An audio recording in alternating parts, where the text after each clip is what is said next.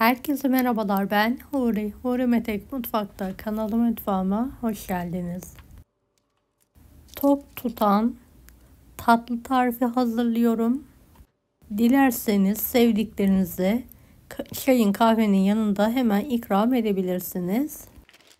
İlk olarak çikolatamı parçalayarak tarifime hemen başlıyorum.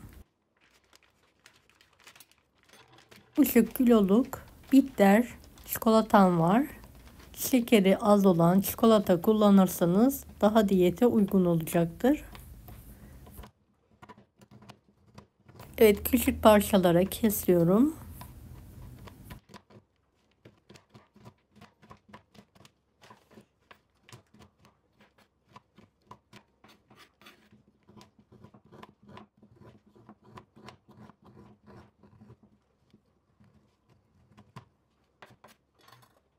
Bir kasenin içine alıyorum.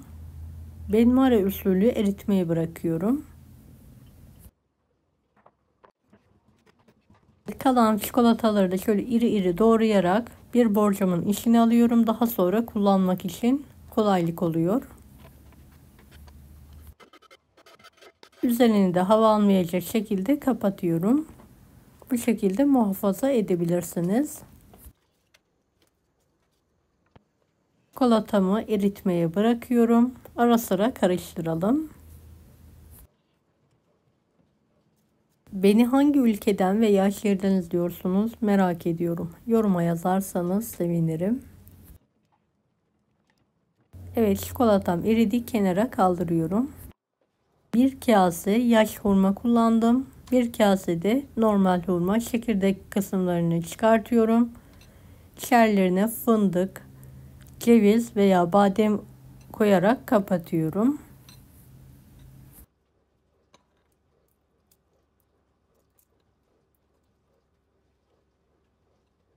Evet, bu şekilde hazırlamaya devam edelim.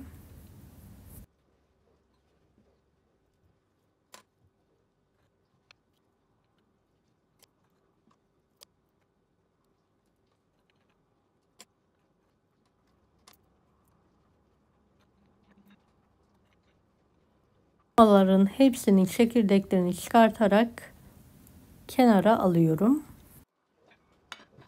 Ettiğimiz çikolatanın içine hurmalarımızı atalım ve her tarafını bulayalım. Daha sonra fırın kağıdı üzerine alalım.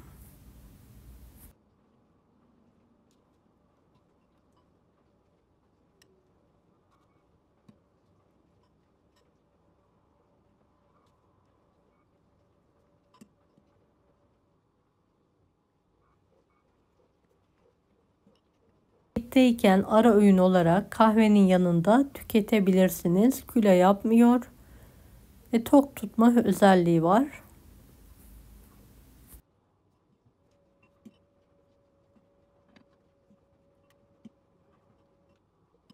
Evet, kalan hurmaları da videodaki gibi fırın kağıdının üzerine açarak alalım. Üzerine şekersiz yer fıstığı sürüyorum.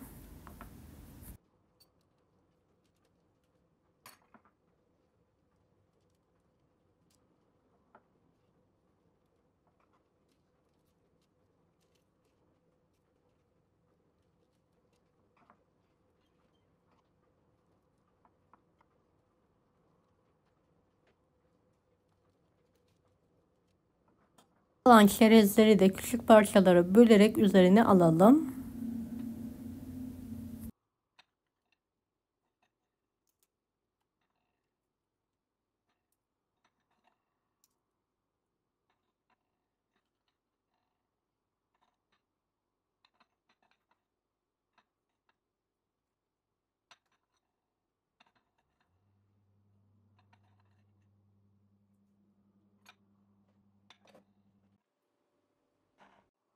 Erittiğimiz çikolatadan her tarafını kaplayacak şekilde gezdirelim.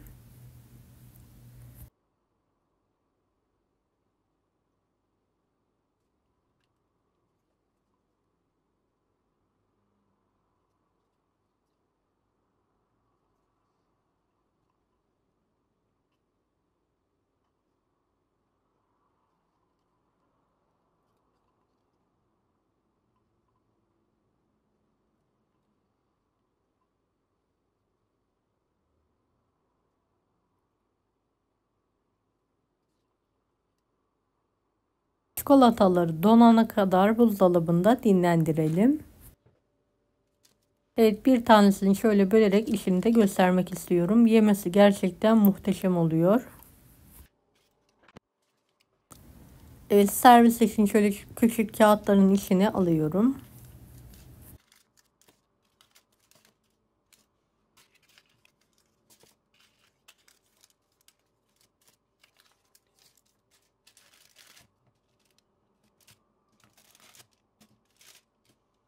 Şimdi böyle bir kutu vardı, içine alarak ikrama hazırlıyorum.